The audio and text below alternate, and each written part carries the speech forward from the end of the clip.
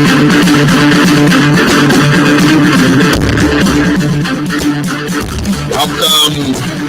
Season 5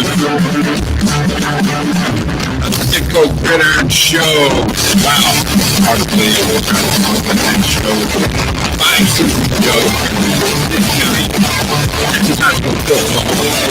the season in style. Hall of Famer, legendary coach, broadcast media celebrity phenomenon, none other than Coach Ken Purcell. Coach, welcome to the show. Thank you. Now, was that an introduction much like Rick Renner would give you? Still hearing the music. I'm sorry. There we go. Sorry about that, Coach. Okay. All right. Hey, was that introduction much like Rick Renner would give you? Well, yes, very similar. You never know what you're going to get with Rick Renner. Yeah. Now, you were telling me in the green room, if I grew my hair out a little bit and put a little bleach in there, maybe at some point I could, when Renner, if he ever retires, maybe I could take over. What do you think? Well, it's close right now. To be honest, you're going to have to get it a little thicker. His is like a Brillo pad. Yeah, and it's real. It's real, right? Oh, yeah. It's amazing. Like a Brillo pad. That's amazing. That is crazy. Well, Coach, man, what a ride. I know we were talking, preparing for the show. You mentioned, and I think it's okay to say it on the air, man, what a blessing it's been that you got into Texas high school football. You know, from Dalhart, Texas, up there in the just north of Amarillo, there in the Panhandle. Did you ever think you'd leave that area? You think you'd just maybe get into ranching, oil and gas, something like that? Well, I went down to the University of North Texas wanting to play football, and that's where I ended up getting my bachelor's degree and my master's degree. And so that got me out of the Texas Panhandle. Ironically, though, my first coaching job was in a little town called Tahoka, Texas, which is about 30 miles south of Lubbock. So I ended up back in that area before I knew it. Yeah, and you mentioned that your high school coach really had a big impact on your future.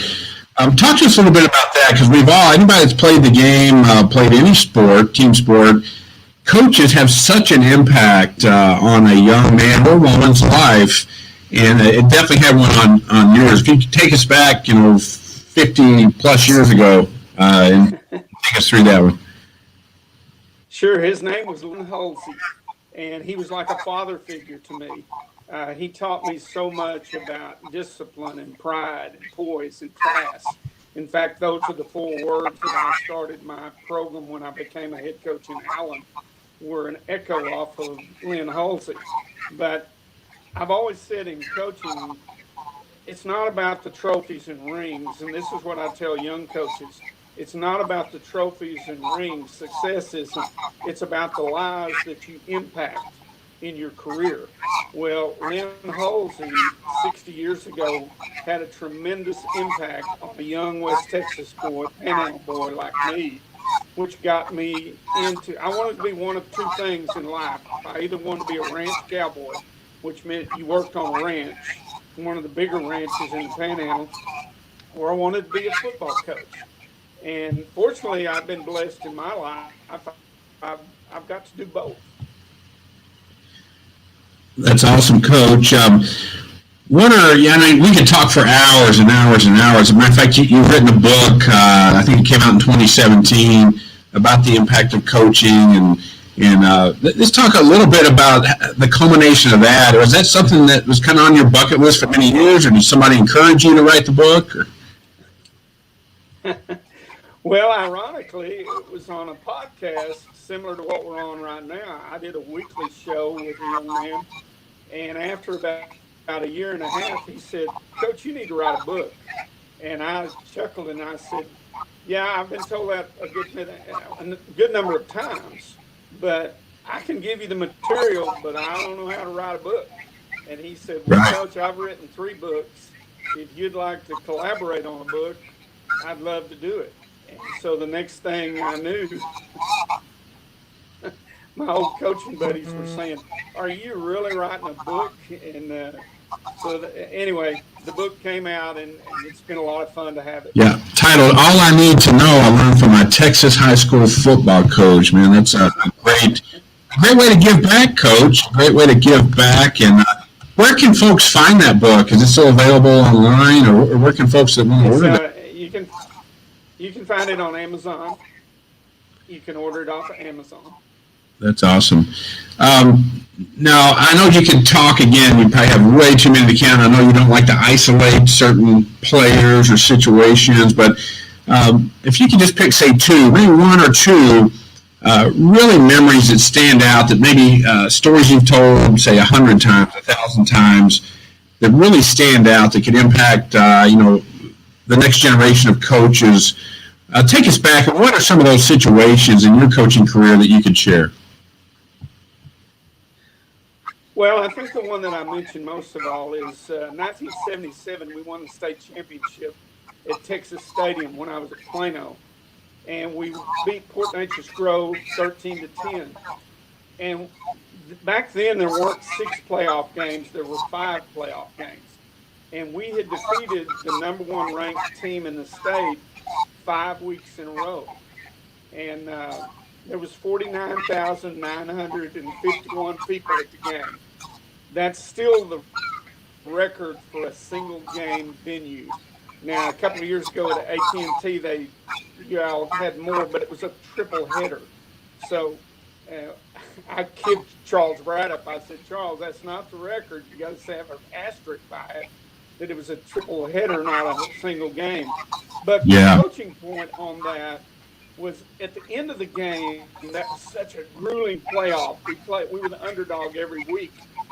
Once the clock went off, the game was over. I was walking out onto the field, and it was really kind of a hollow feeling. It wasn't what I thought. We had just won the state championship in Texas before the largest crowd ever. And then all of a sudden, I was hit from behind and knocked down.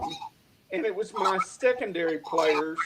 I coached the defensive secondary at that time, jumping on me, laughing, crying, screaming, hugging.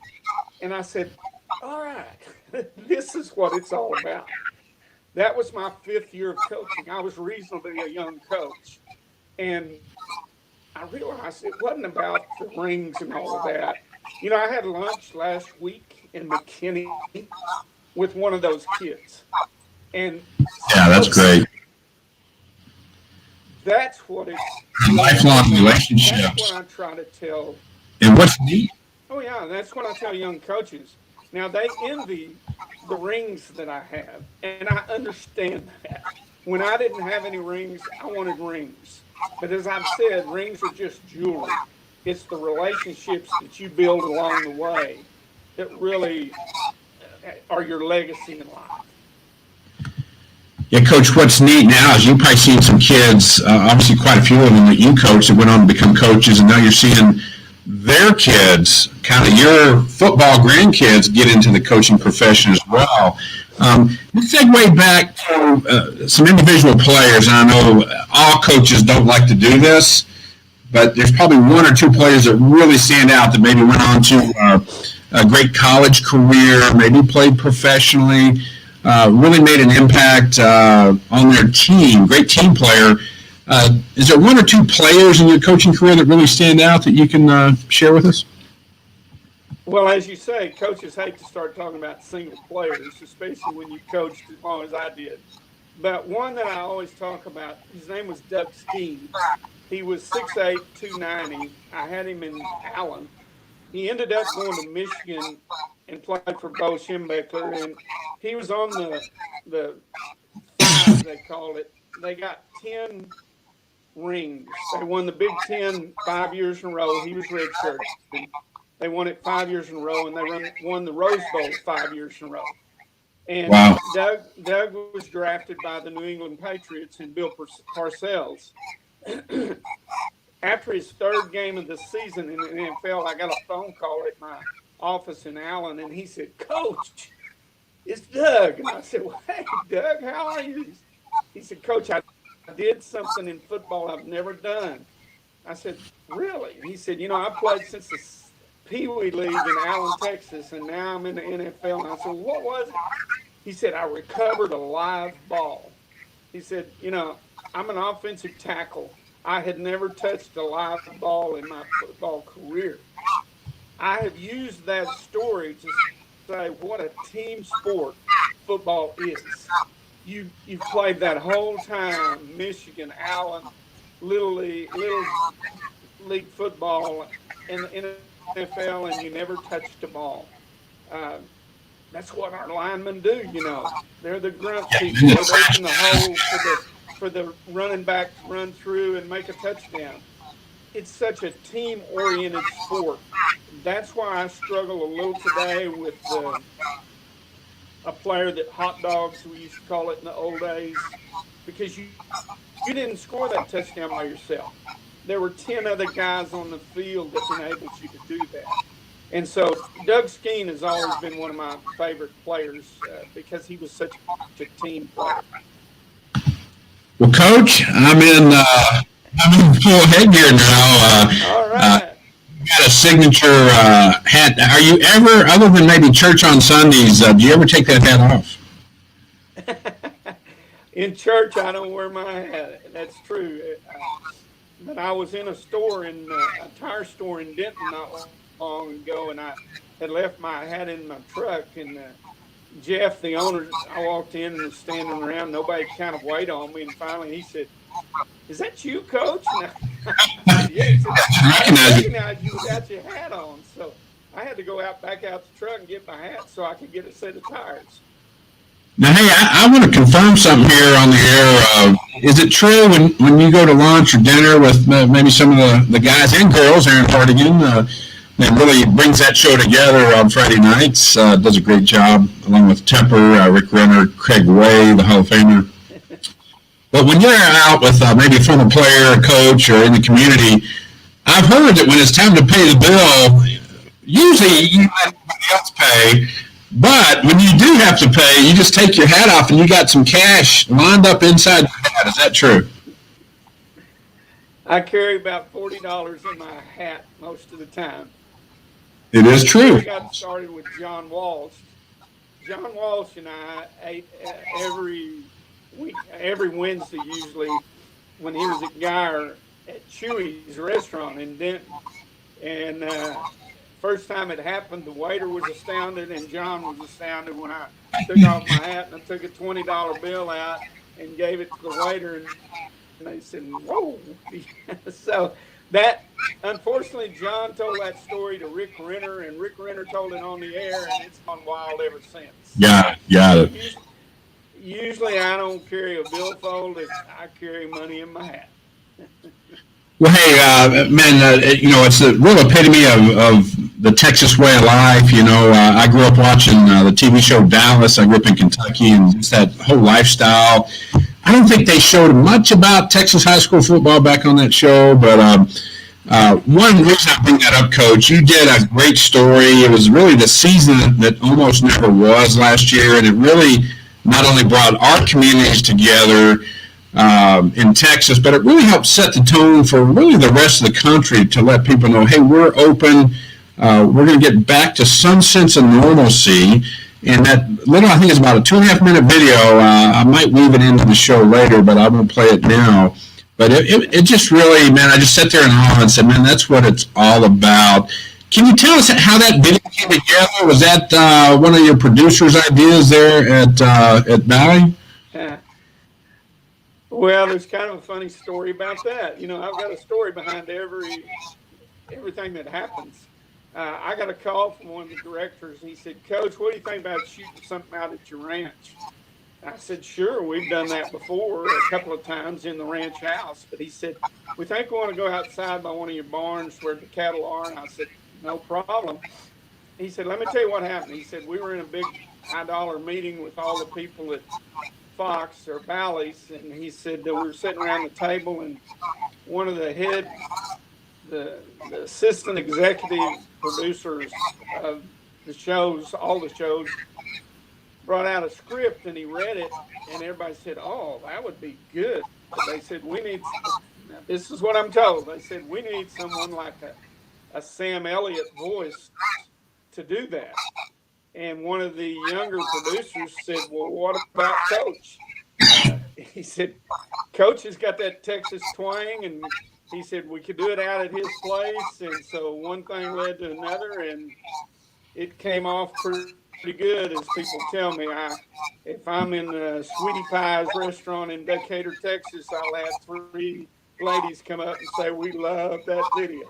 And so Yeah, that was good. Turned out really good. I was just the voice. Everybody else put it together. So anyway, it was fun. That's about media. That's why we started this show, Coach, because everyone consumes their content now on these things. They would rather watch. Right. They would rather watch. They'll remember that 2.5-minute video versus if someone wrote a story, maybe a 3 or 4 or 5 page feature story, we wouldn't be talking about it right now. But seeing that video right. comes to life. You know, it sure does. And they did it so well. They've got my cows eating hay and a big old bull, and they got me out in front of my barn. I've got a beautiful rock and cedar ranch house, and my barn is rock and cedar, and they took advantage of every part of the ranch and everything, and I give them credit. They did such a great job of putting it together. As I said, I was just the mouthpiece for what a great production of a lot of people. Well, Coach, you know what it's all about there at Bally. We do have to take just a short commercial break. It will give you a chance to maybe get a cold beverage, but one of our new partners on the show, a local Denton-owned company, Gillian Brothers Roofing. Let's hear a short message from them, and we'll be right back. Hey everybody, my name is Matt. I work for Gillian Brothers Roofing, and we know most property owners have no idea what condition their roof is in. But we believe it doesn't have to be that way, that you deserve to know the condition of your roof, and we want to help you. That's why we're offering our complimentary 14-point inspection to you and your neighbors. Our team will examine 14 different aspects of your roofing system. We'll educate you using pictures and drone video. And if necessary, we'll recommend how to best service your roofing system to ensure it keeps you, your family, and your home protected. And here's some more good news. This free inspection takes about 20 minutes and you don't even have to be home. So it can be done while you're at work, while you're running other errands, or while you enjoy some time with your family. So we want to encourage you to stop wondering what condition your roof is in and instead have one of our inspection specialists come take a look at your property today. Now, to take advantage of our complimentary 14-point roof inspection, simply visit our website, send us a message right here on Facebook, or you can click the link in the description. We look forward to helping you know the condition of your roof.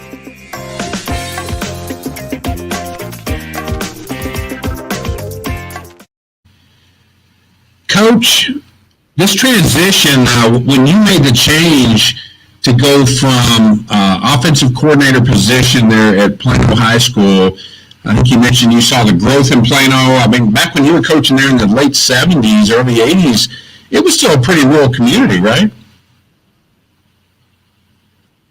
Oh, yes. I say, it's a true story. When I went to Plano, Texas in 1973, there were 2 restaurants, and one of them was a Dairy Queen. That's crazy. And you saw the opening, you were mentioning before in the green room when we were preparing for the show that Allen had transitioned from 4A to 5A or 3A to 4A by like 5 players, and that changed the dynamics of the competition. And the former Allen coach said, hey, I'm going to go somewhere else where maybe I have a better chance of winning. And then you saw the opportunity to really build something special in Allen, Texas. Talk to us about the early days there, starting in 1982, building what is now considered one of the great powers, not just in Texas, but in the entire country, Coach. Well, I went there in 82, as you said. One of the reasons I left Plano, we were winning big. We were in the state championships or finals. People said, "Why are you leaving Plano?" Well, I'd been a coordinator. We had coached All-Stars. We'd won state championships. I wanted to try my own wings, so to speak. And I actually had a little 4 or 5 acre place east of Allen, and I drove into Plano every day. And I had some horses out there, and my 2 sons were growing up. And so when the Allen job came open, I jumped all over it. There were 7 finalists for it. I chuckled. The superintendent told me, he said, "We got 7 finalists. We got 6 head coaches and 1 coordinator from Plano." And I don't know how I fought my way through it, but I got the job. And I began with the groundwork: discipline, pride, poise, and class. Coach, let me ask you before we get too far. That's a great message to young people that are pursuing jobs, careers, trying to get on the field, whatever. So there's 7 finalists. Odds are you were not being an OC.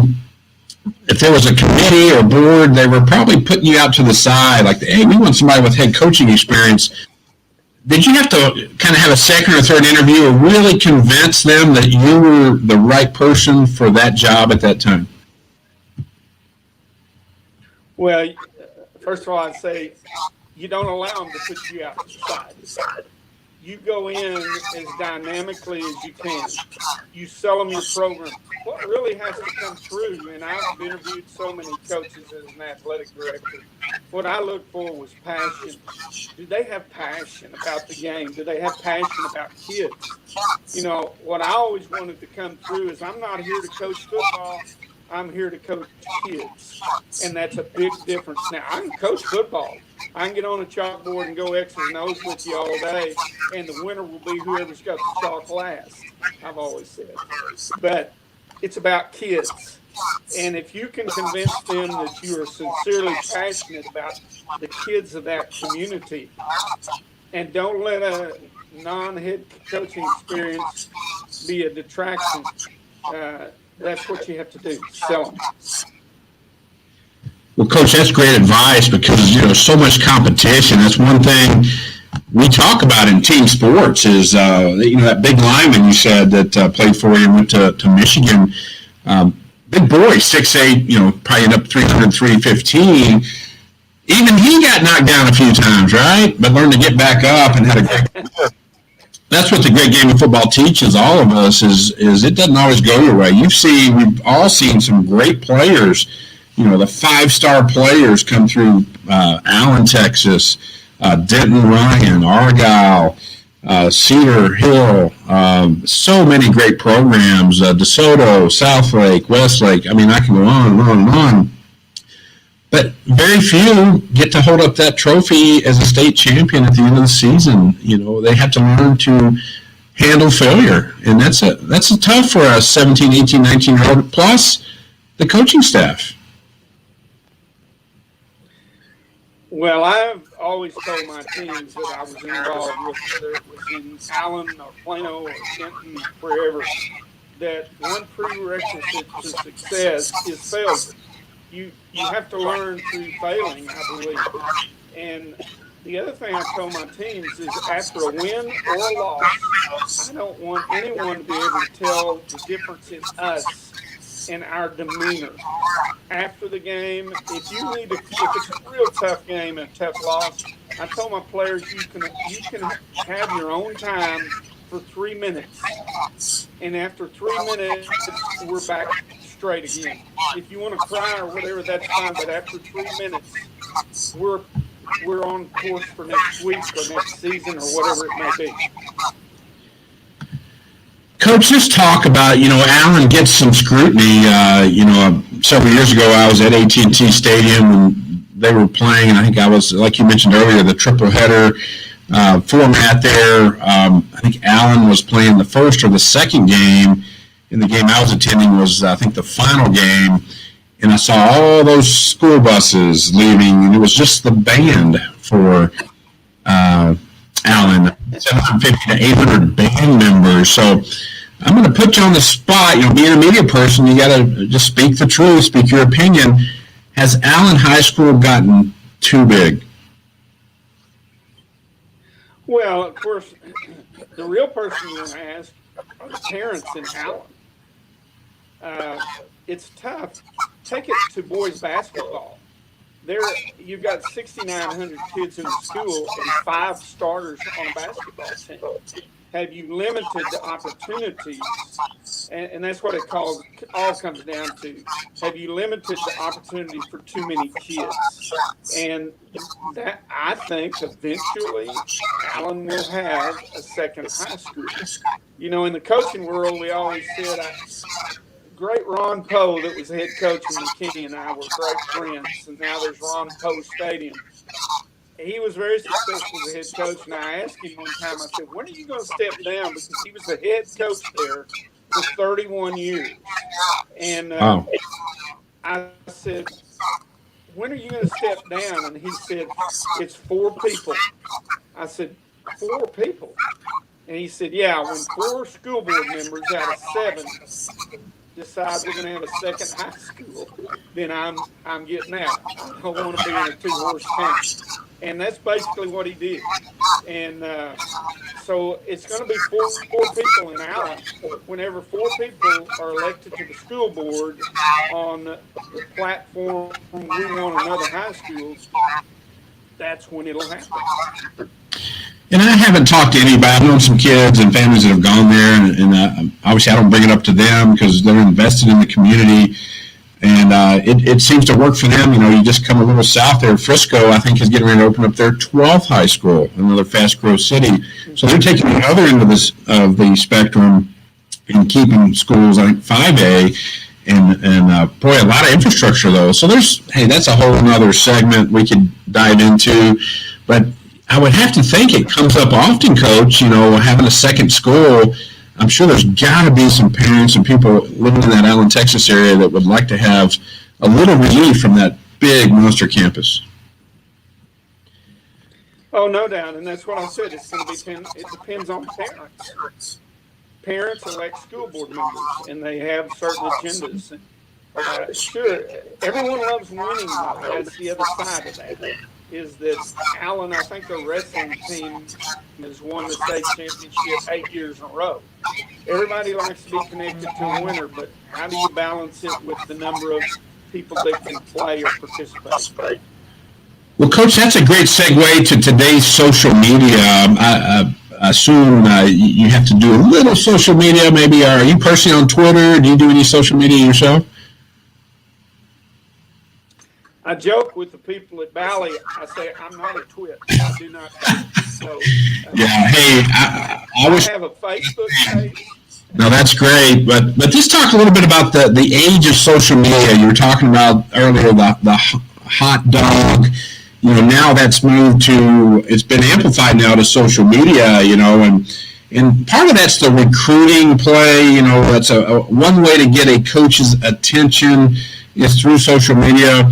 What's your thought on the way the game has changed as far as recruiting, social media in general, versus when you were coaching back at Allen? Well, I think people say that social media is great because it connects people more. I think it disconnects people more. I taught at the University of North Texas for 7 years. And one of the things I would talk to the students about is I see them walk across campus looking at their phone and not interacting with students on campus through vocal speech and looking at each other. And media now, as a head coach, you worry about your players. In fact, head coaches I know have a little teaching session with their players about you don't put negative stuff about the other team on your website or on your Twitter or whatever before or after the game. You've got to learn how to use social media correctly. Personally, I think it's taken away from the growth of our kids. Yeah, I would have a tendency to agree. I saw one of the documentaries early this year about social media and the gamification of drawing your brain to that device, and getting back to the short video, now the Snapchat and the TikTok. I think it would be a great idea if any Valley producers are watching this to create a TikTok channel for Coach Ken Purcell. I think that would be genius. You'd probably be top of that. I don't know. I think it'd be good. I don't even know what TikTok is other than the clock on my office wall. So. That's a good thing. Well, Coach, if you can lean into the camera before we get into your current day media stuff, we'll talk a little bit about the Denton County football programs. If you can lean in and give that first year, that second year coach that's just fresh out of college. Right here, we're starting week 1, Texas high school football right now. Lean in and give that young coach a little bit of advice from your many years of wisdom. Enjoy the ride. You see, it's a journey. A football season is a journey. And you're going to have ups and downs. You're going to have wins or losses. That's why you focus on kids. You love kids. You see, kids don't care how much you know until they know how much you care. They don't care about how much football you can teach them until they know how much you care about them as a person. So I would say to the young coach, connect with them. And if you lose, you're the one lose a game. You're the one that's smiling. You're the one that's saying, "We're okay. We're okay. We didn't play well. Maybe there's a better team that beat us, but we're here on a journey. It's going to be 10 or 11 weeks, and it might be 17 weeks. Who knows? But enjoy the ride and love those around you." Well, Coach, we are entering the fourth quarter of the show. We're going to take one more short break, give you a chance to take another sip of that coffee, and we'll be right back. Stay tuned. Message from our good friends at Marty Bees.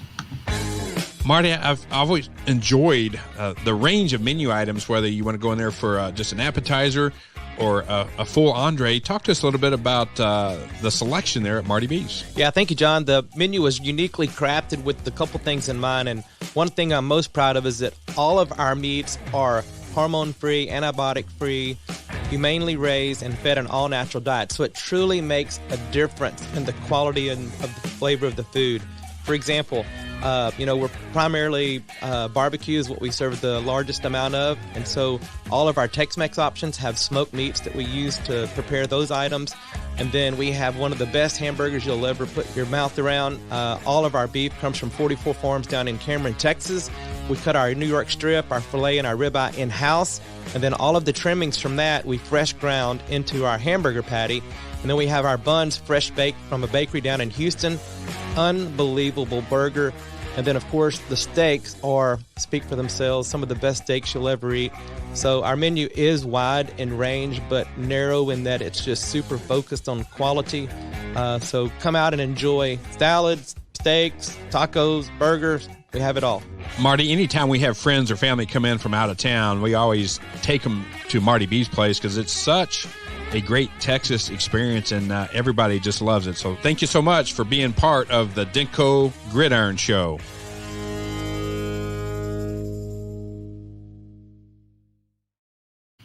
Well, Coach, you getting a little hungry now? You've probably been down to Marty Bees. You've probably been down to Marty Bees a few times. That's a great spot. Good Texas tradition right there now. Yeah, it sure is. Well, Coach, was it tough to transition from the field to the administrative office? You served for a number of years as the Denton Independent School District Athletic Director before you became a media rock star. Talk to us about that transition and, having, at the time, 3 schools. I don't believe you were the athletic director when Braswell was open, correct? That's correct. I was gone. Yeah, what was the greatest joy other than winning several rings there in Denton ISD? What was some of the joys and obviously the accolades of running the entire athletic programs at Denton? Well, I said the first year I was out, I missed the kids, coaching kids. Although I did a lot of motivational work with the kids in the district, especially when they were in the playoffs. But I said, now I want to coach coaches. When I went to Denton, there were 143 coaches in the high schools and middle schools. When I left, there were 248 coaches. And Wow. I did a lot of orientation at the beginning of every year that they came to where I talked about all the things I've talked on your show today. So it was my job to coach coaches. And I get great joy when those Denton coaches will contact me and say, Coach, I'm still using a lot of your motivation. One of the things I learned from the college coaches back when I was in Allen, they would send out a weekly motivational letter from the University of Alabama or Arkansas or Texas. Well, I did that when I was the AD in Denton. Every Monday morning, every coach's mailbox at school was a motivational letter from me that had quotes or different things on it. And I have coaches that have said to me they have 3-ring binders that still have those motivational things in them. So I took advantage to coach coaches when I couldn't coach kids. Well, what's great about that is you're still having an impact many years after you have left the athletic department, after you have left the sidelines. Coaches that are embracing kind of like that 400 relay, you pass the baton to so many great coaches. It's just a true testament of what this game has meant to you and the tradition, the Texas tradition that continues on Friday nights and some Thursday nights now and some Saturdays because there's just so many games. That's hard to believe you end up with 148 coaches, just the growth of the schools, the growth of the middle schools, adding more kids. We've seen the Denton school district grow by leaps and bounds since you were the athletic director. Well, and the big challenge is to maintain your quality. I heard a lot of great coaches, I believe, at the high schools that were campus coordinators. Obviously, Joey Florence was an outstanding coach and young man who loved kids. John Walsh, I hired him from Brownwood. Turned out to be one of the best coaches for kids, and both of them had great success. Other head coaches that I had, Gary Fisher and Randy Bukowski, and people like that were head football coaches. I hired a lot of good basketball, volleyball, those type coaches. And it was all under the same credentials of how much do you care about kids? I'm not hiring you to coach the sports. I'm hiring you to coach kids. Great lesson. And really, Coach, that parlays into business. So much is being said now about the culture. And, I've been in organizations where the higher-ups, it was all about performing on Wall Street or financial returns, and they didn't really care about the player. It translates into business. And when those leaders care about that player, which in this case is that business professional or that young accountant coming out of college, it matriculates all throughout the organization. That company is more successful. That team is more successful as a result of that philosophy. So hats off to that. Yeah, I do a lot of motivational speaking in the corporate world. A lot of people don't know that, but I do a lot of speaking in the corporate world. I have a company that represents me online, and they book me into certain places. But one of the places I spoke last year was early last year before the COVID hit. I spoke at AT&T Stadium to 500 Keller Williams realtors. And it ended with a standing ovation. What I chuckle about is they don't know it was the same talk I would make to coaches about caring about their customers, about doing their homework, about attention to detail. That's how you build a championship company as well as a championship team. Coach, that's a great segue into that. Do you recall like one of your greatest, and I know you don't want to put the spotlight on yourself, but one of your greatest like halftime locker room talks, maybe pregame, halftime, or postgame that really stands out? You got players that come back 10, 15, 20, 30 years later that talk about? Well, I think the greatest, I've said at halftime, a head coach's job is to refocus his team. Now, I was involved with a game, I was involved with a game where we were down 21-0 at halftime in the state semifinals at the old Texas Stadium. And the coaches were in the room there in the dressing room, and we heard this linebacker out just chewing butts. He said, "This isn't us. This isn't like we play." Anyway, to make a long story short, we won that ball game 29-28. We scored up with 33 seconds on the clock. I was not the head coach at that time, but my point is, sometimes those players get everybody's attention more than a head coach. And I will never forget that kid's name, and I will never forget that ball game. We went on the next week to win a state title. But it's about motivation, and those players knew how much that linebacker cared about them and that team. And that's what, as a head coach, you've got to do is gear them back up for the second half. Yeah, that's a great story, and some of those kids will remember forever when things get down that there is hope. And I heard a lady speak that ran an Iron Man, I should say Iron Woman, but that her body gave up, but she finished the race, and her message yesterday was, there's a light there at the end of the tunnel. Just persevere and pick yourself back up. It would have been very easy for her to quit. She had nothing really to prove other than to herself and her family. But, well, Coach, now you're the featured analyst on the Friday night show that so many people from across the state, and probably maybe even other states. I'm not sure if the feed goes beyond Texas, but it probably does, or there's some internet segments. But talk to us about how much fun it's been for you to be able to come on what was Fox Sports Southwest is now Bally with Greg Tepper, Craig Way, Aaron Hardigan, and Rick Renner.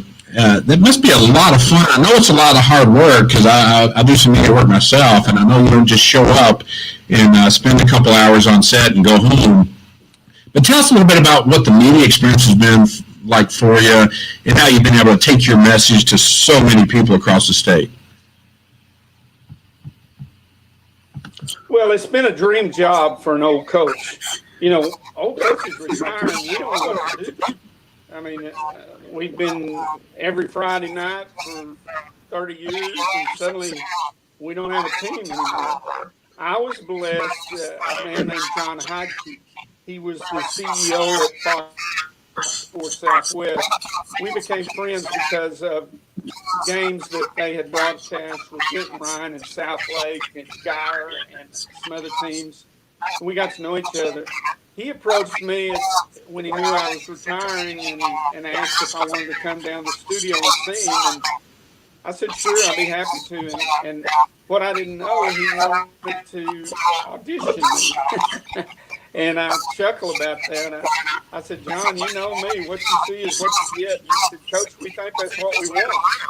And so I went to work for him, and Aaron Hardigan and I started on a off part of the set where it was just she and I that first year, and Rick Renner and Greg Tepper were at the other desk.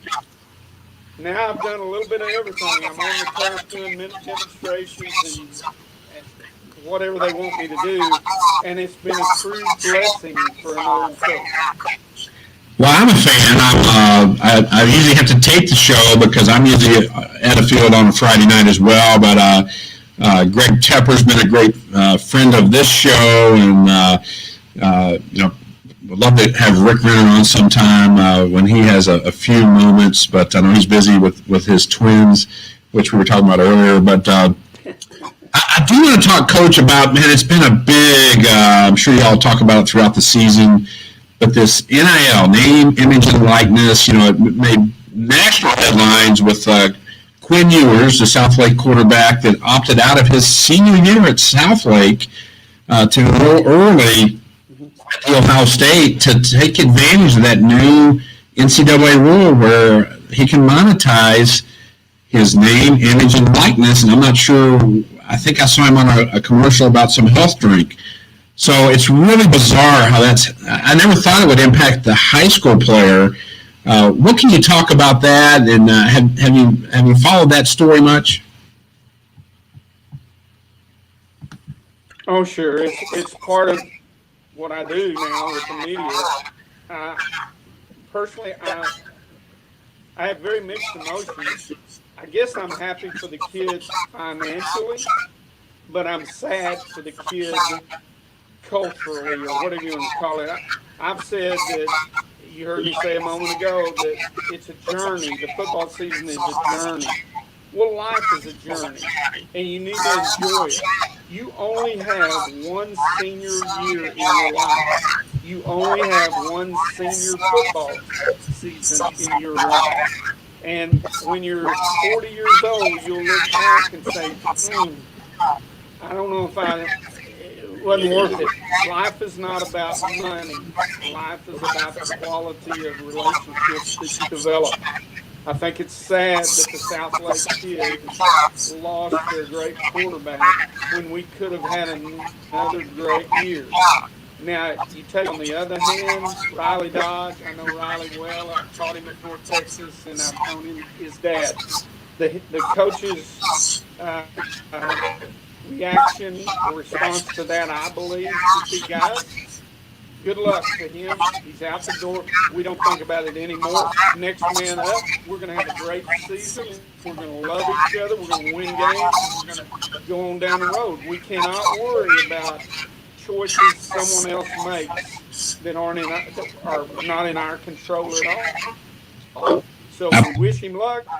We wish he'd have stayed, but life goes on. I believe that's the exact message. I think the day after that announcement was made, Coach, that Coach Riley Dodge just put a simple statement out on Twitter, on their Facebook page or their website, and basically said that, say, hey, we want to thank Quinn Ewers, his family, for the contributions here at Southlake Carroll.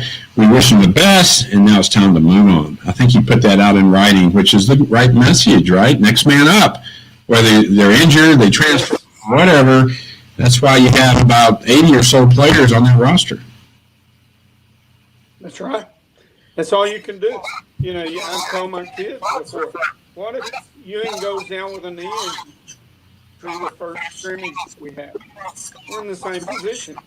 That's why football is next, or any sport is next man up. It's a team sport. Well, Coach, just wrap up with the Denton area teams. I know obviously you're still close and follow the Denton schools guy, or I don't know if you've have you got to meet Coach Cody Moore there at Denton Braswell? Yes, I met him once. I think they've got a great cadre of coaches and assistant coaches in Denton right now.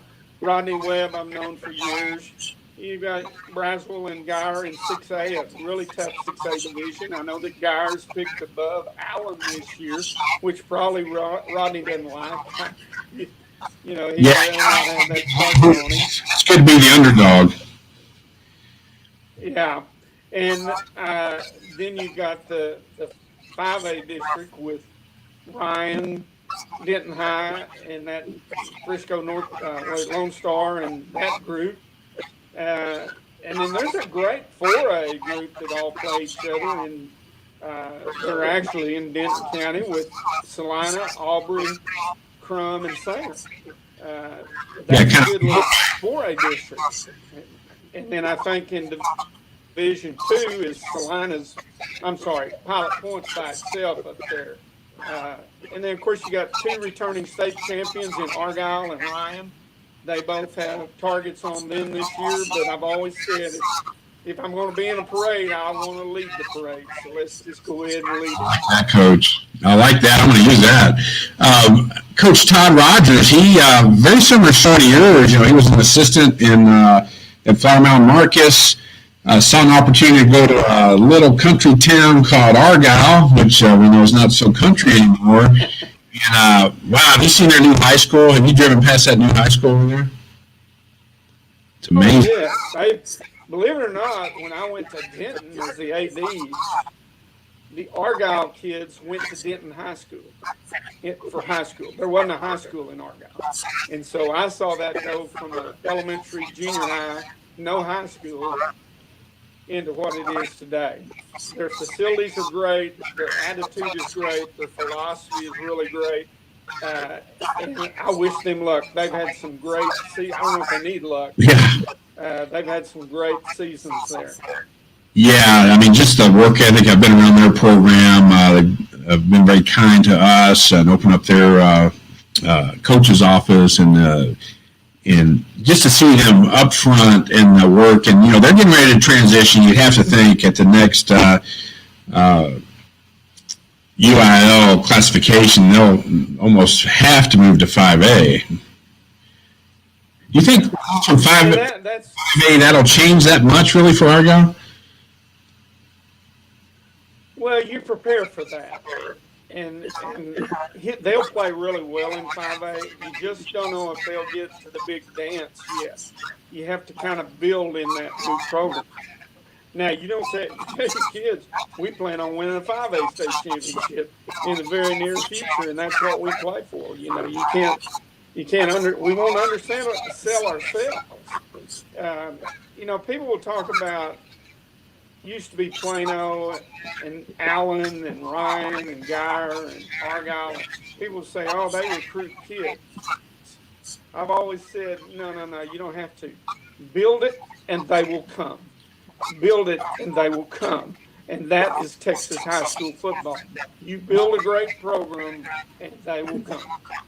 That's 100% accurate, Coach. Another storyline in our area, our coverage area, Jason Witten, a future Hall of Famer, Dallas Cowboy great. I remember when he was a first-year rookie in Dallas. Do you remember another tight end named James Whalen? He came down from the University of Kentucky, played for the Cowboys early on. So when I first met Jason Witten, this might be one reason why he's not returning my calls, Coach. But when I first met Jason Witten, I thought he was James Whalen. So I said, and actually, it's Jason Witten's wife. I said, is that James Whalen? She goes, no, that's Jason Witten. So it's hard to believe he's already retired. But now he's coaching at Liberty Christian. He's starting his coaching career.